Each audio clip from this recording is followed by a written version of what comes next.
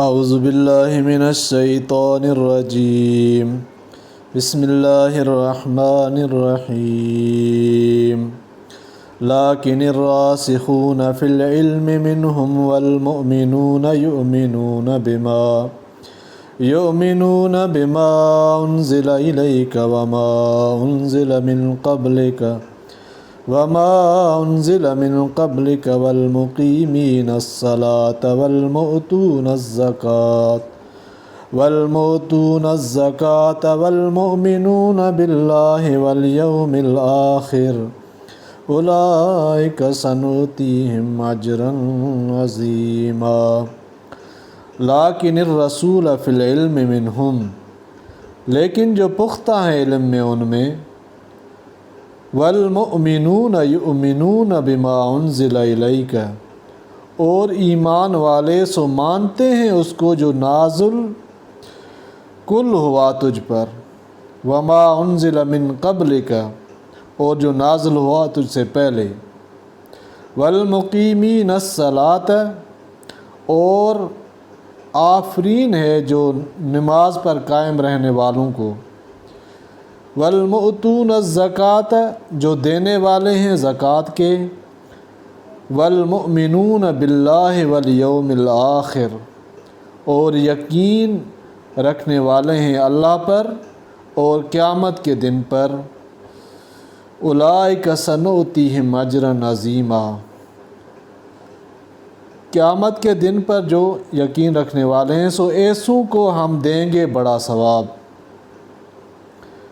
اوپر کی آیات میں ان یہود کا ذکر تھا جو اپنے کفر پر قائم تھے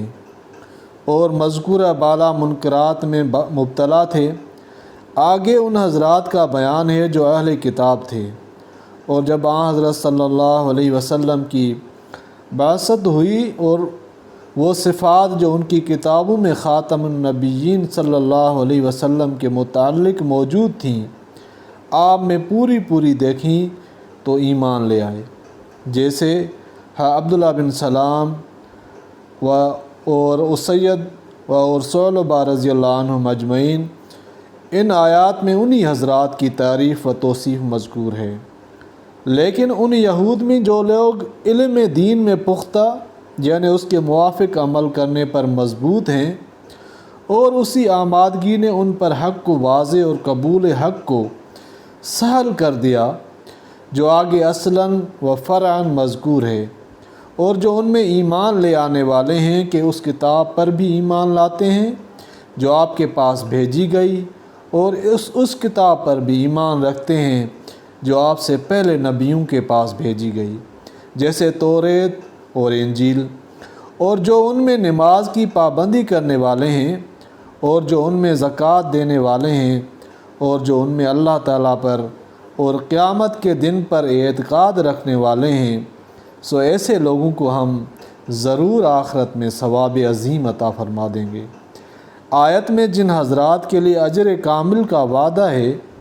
وہ ان کے ایمان اور اعمال صالحہ کے ساتھ متصف ہونے کی وجہ سے ہے، اور جہاں تک نفس نجات کا تعلق ہے وہ عقائد ضروریہ کی تصحیح پر موقوف ہے، بشرطی کہ خاتمہ بالایمان کی سعادت نصیب ہو۔